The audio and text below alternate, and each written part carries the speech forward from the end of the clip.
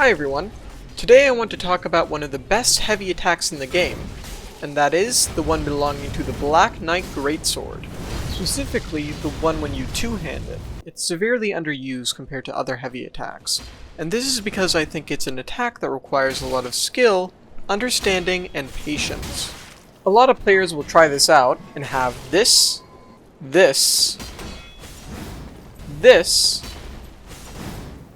or God forbid, this happen to them.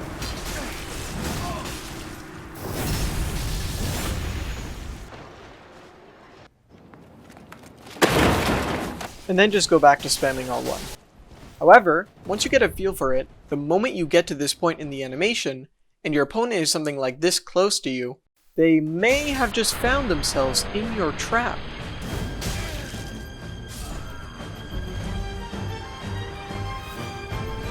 There's certain positions they can find themselves in where they have to make an educated guess when and what direction to roll in fractions of a second.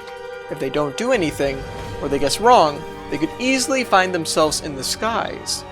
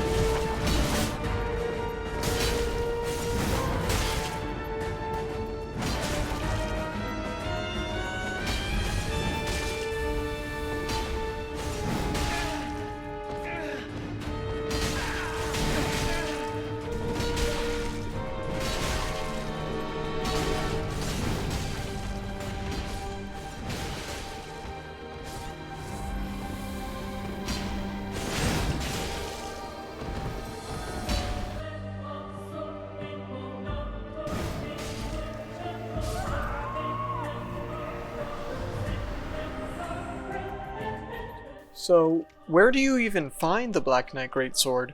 Well, it's pretty obvious. Just kill the— Okay, no, we're not stealing this segment. The video isn't even on the weapon as a whole. Also, if you're on PC, you can just bully the honest merchant for it.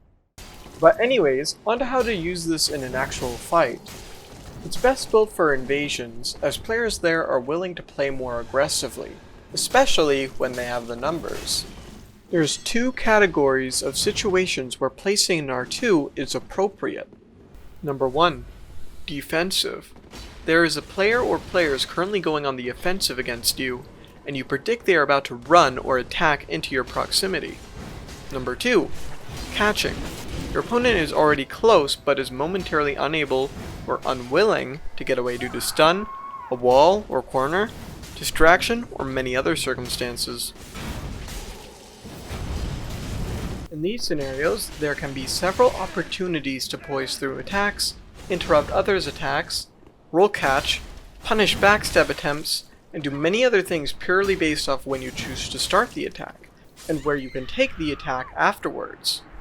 But you can't really take advantage of this if you don't understand the composition of the attack, so we'll need to go over that. For most people, they would have to go the Miyazaki intended way and just use it over and over again in game, and get a feel over time when the hyper armor is active, how strong the hyper armor is, when certain hitboxes are active, how strong the tracking at certain points is, etc, etc. But thankfully today, we have data. So here is my player in game doing the attack with 2 hacks active, one that shows any active hitboxes, and one that makes any character blue when they have active poise. The attack starts with your character turning themselves and preparing the sword on their back, preparing to downswing it. 0.566 seconds after you start the attack, you will be in poise frames. As your character swings down the weapon, they will have a brief, thin hitbox around the blade, and then an even briefer shockwave. At that point, your character is slowly dragging the blade across the ground, charging it up or releasing it. If you don't immediately release it, the poise frames from the downswing expire. However, if you decide to fully charge it, only 0.067 seconds after it's done will it resume poise frames, and this poise is much stronger. Then, exactly a fifth of a second later, the sword dragging accelerates, and your tracking suddenly increases in speed. Supposedly because of this increase in speed, a thin hitbox activates around the sword, this one doing minor damage, but alas, it can stun players into the final upswing, which happens 0.4 seconds later. Or, for a visual cue, it swaps from the thin dragging hitbox to the gigantic upswing hitbox the moment it leaves the ground. This final upswing is the one that does the infamous launch, or what some like to call burger flipping. If you decide not to fully charge the attack and release any time during the charge window, which lasts a bit more than a third of a second, then you'll transfer into the uncharged R2 animation, which instantly resumes poise, but not as strong as the charged version's poise. Only 0.06 seconds later, the dragging hitbox activates but lasts a bit shorter than the charged variant at a third of a second. The tracking is still strong, yet slightly weaker. After the dragging hitbox expires, there is a very brief 0.06 second pause before the final upswing hitbox activates. This one doesn't launch, but still does a lot more damage relative to the weapon's R1, while most R2s usually don't do this much more. It also has super strong hit stun that can prevent someone from rolling for a whole second. On both the charged and uncharged variants, the upswing hitbox covers about 180 degrees in the direction of attack. So now you may see what this attack has different from your ordinary R2. You have 3 different points where attack frames are active, and the first 2 combo into the next.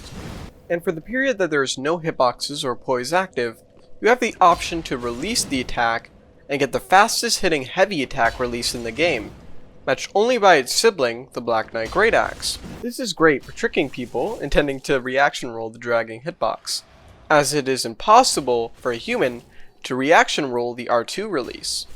So either they need to not be in the position where the hitbox appears, or if they already are, they have to make an educated guess when to roll. If they roll immediately, for example, and the Black Knight Greatsword user releases at about the same point, then there is a high chance they will be caught by the upswing the moment their roll invulnerability expires. This does not mean that you'll catch people guaranteed using this weapon, it just means that knowledge and skill with this weapon can make your opponent's mistakes or misreads have deadly consequences. Unless they're super high latency with you and just Q rolls into you until the attack ends, then there's nothing that you can really do.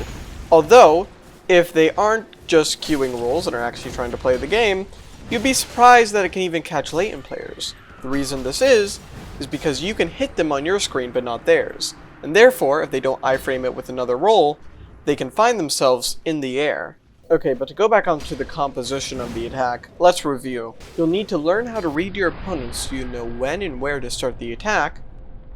Then you'll need to aim the downswing, steer the ground drag, choose when or if to release R2, and then finally steer the ground swing as you choose where to aim the upswing. However, one thing I didn't mention is that you're going to need to free aim if you want to take advantage of anything but the upswing, because that's the only part of the attack that the game will actually try to aim at your lock-on target. So critical skill you must learn with this weapon is to unlock and steer it throughout the attack, so you get several opportunities to catch people with that final swing. Try it yourself on something like the Black Knight. He's the closest thing to an actual player, and he can tank 2 charged R2s, and he infinitely responds. You'll need to get used to steering the attack in different positions, missing with the downswing and catching with the ground swing, and not missing the upswing. Hitting with the downswing and doing a 180 to catch people with the upswing, etc, etc. You may get annoyed by the fact that the Black Knight has poise himself, and likes to interrupt your attacks a lot. That's actually great. It gives you an opportunity to practice timing your R2, so he's hit during your poise windows, gets stunned, and then launched. If he doesn't get stunned because of his own hyper armor, you can try not charging the R2 so you don't get interrupted by his second swing. Oh, and my final and favorite exercise to do with the Black Knight, chaining launches. Yeah, you heard me right. You may be shocked to hear this because you know during the launch, knockdown, and pancake stun animations, players actually get iframes. But on the launch, iframes expire only a 1/6 of a second later after they can roll.